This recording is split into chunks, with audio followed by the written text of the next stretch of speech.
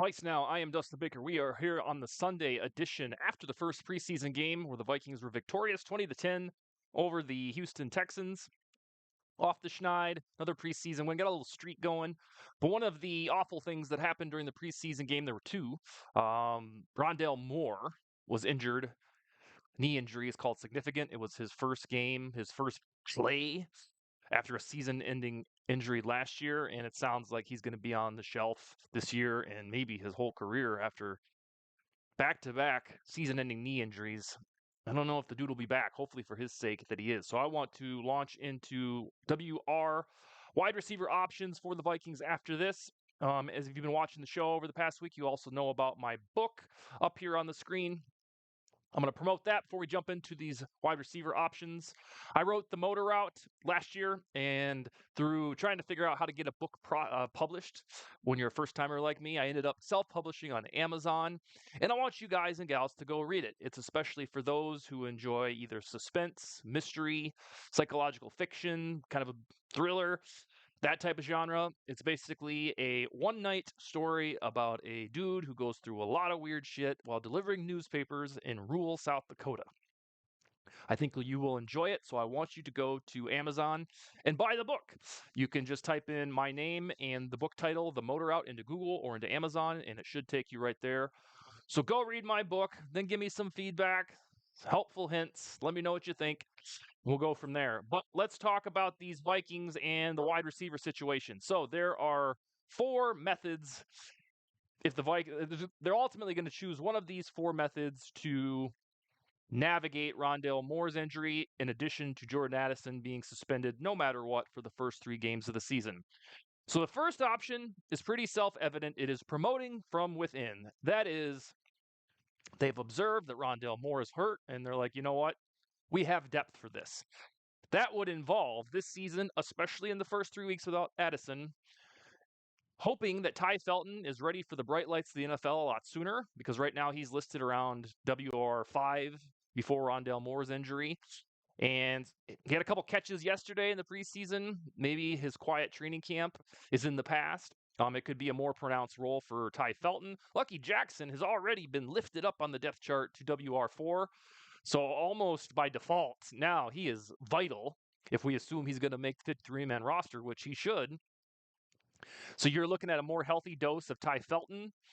Like a week ago, we were talking about training camp thinking, ooh, this almost might be a redshirt year. He hasn't done a whole lot at training camp. Well, maybe we'll have to dial that back and assume Felton gets more targets this year than we expected. Lucky Jackson's there. And then Silas Bolden.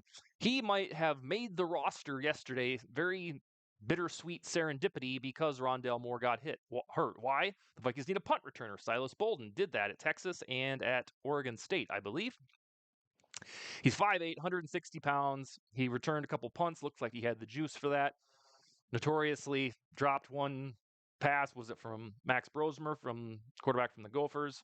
So Silas will have to work on the receiving acumen there.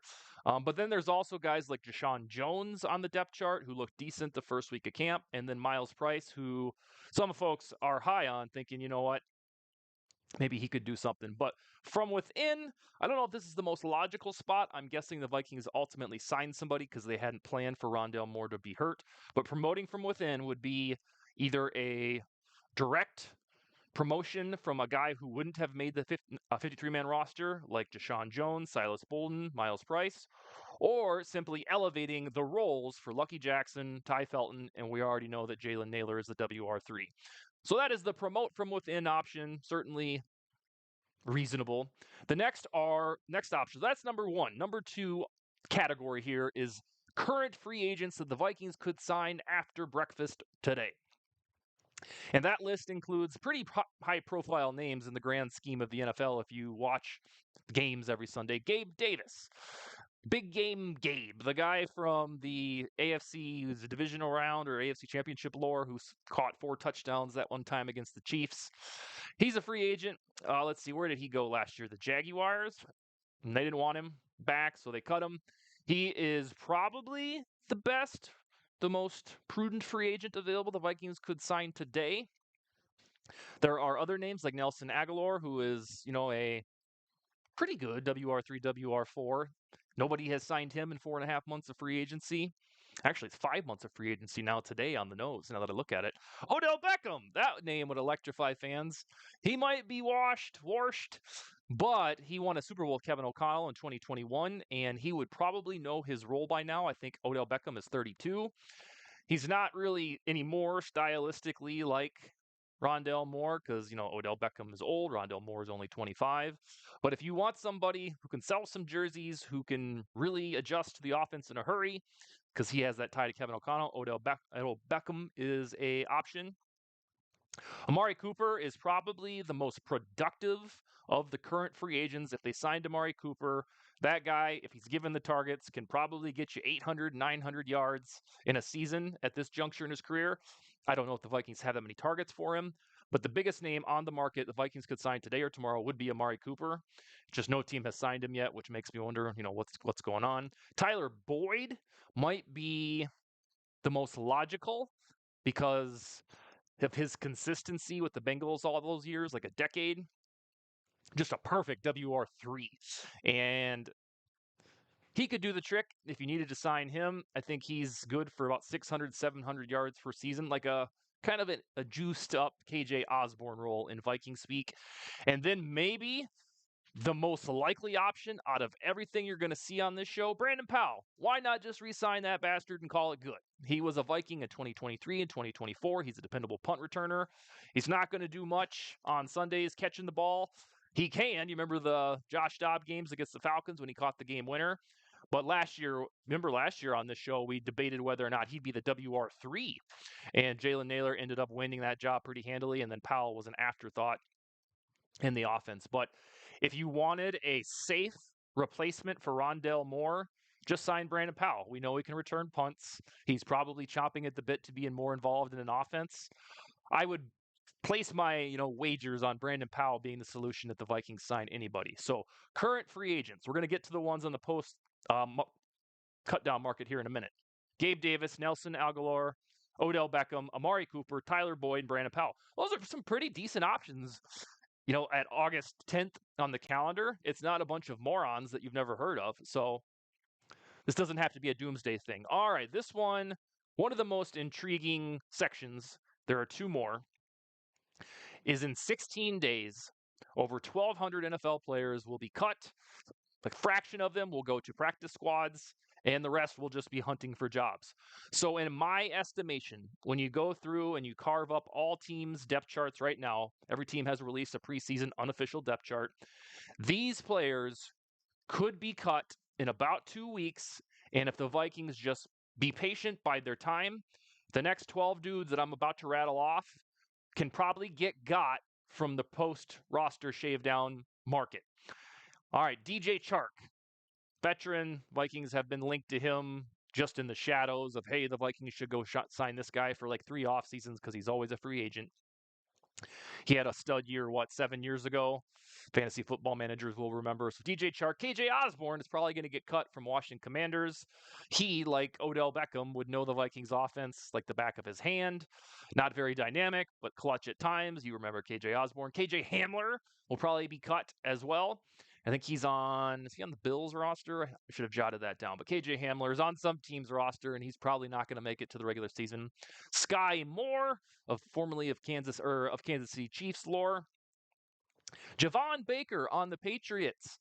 The Patriots are very fascinating as they don't have a delicious wide receiver room, but they've got like 8 guys that could make a roster on certain teams, and Javon Baker is one of them. He also has a fabulous last name if the Vikings would like to sign him. Russell Gage, Michael Gallup, John Mechie, who played yesterday.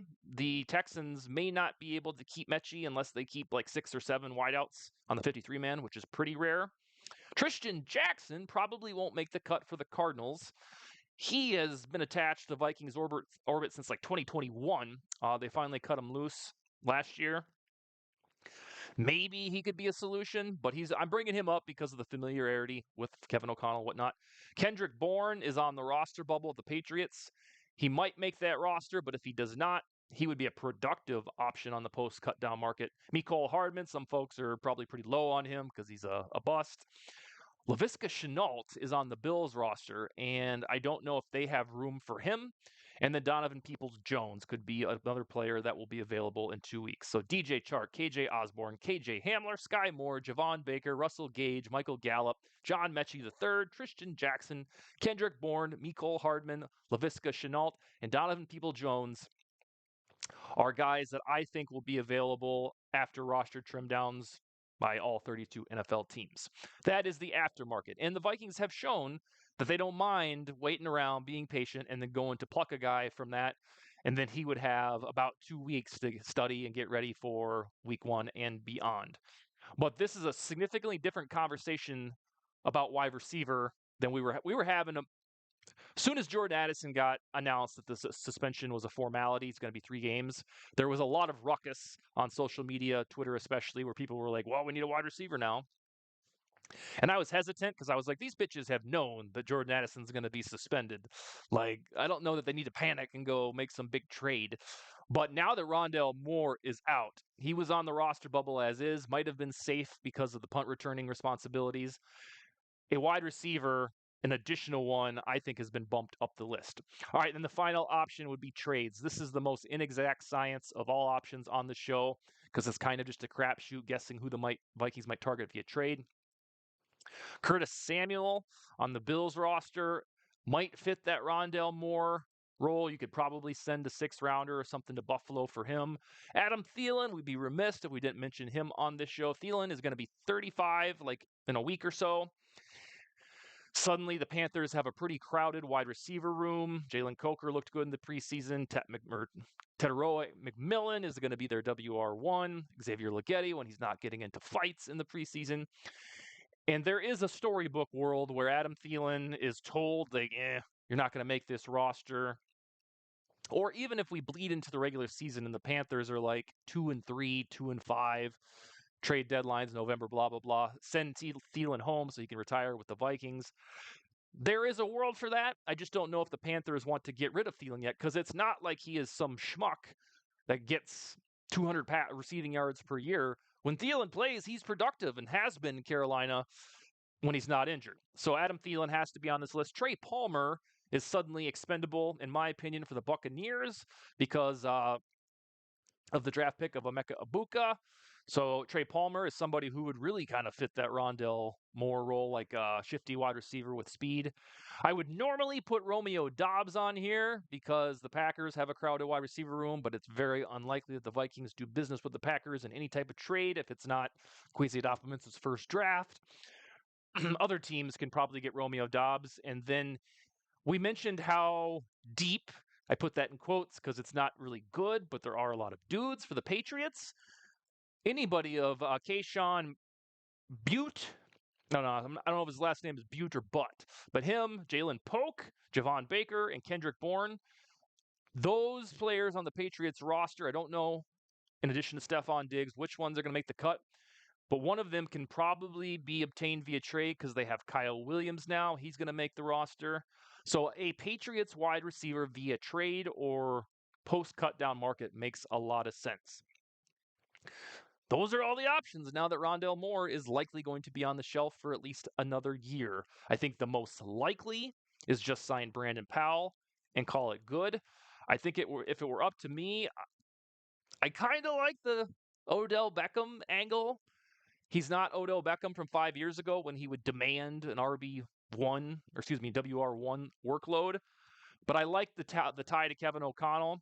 And then promoting from within also, we wouldn't be mad about that because it will have meant that Ty Felton is ready for the show. Lucky Jackson has looked great at training camp and preseason. I think the one that makes the most sense, aside from a common sense Brandon Powell reunion, would be Tyler Boyd. And Tyler Boyd then comes in and plays a WR3, WR4 role, especially when Addison's out. And then at punt returner, you just figure it out on the fly. You can make Silas Bolden your punt returner. Jalen Naylor did it for, he's always been the PR2 on the depth chart. Or even Miles Price and Lucky Jackson, I think, have previous punt returning experience. So there are, the saving grace here, you can take solace in knowing that there are tons of options if the Vikings want to replace Rondale Moore. So let's see what they do. All right, signing off for today. Go read that book. Up here on the screen, The Motor Route by me. It's on Amazon, $4 if you read books electronically, $15 if you want the paperback shipped to your door, free if you have the Kindle Unlimited program. But I'm going to continue to promote the book because I'm pretty damn proud of it. It was fun to write, and fiction writing is my new kind of spin-off to this writing adventure that I started about half a decade ago now. All right, that's all I got. Skol, baby.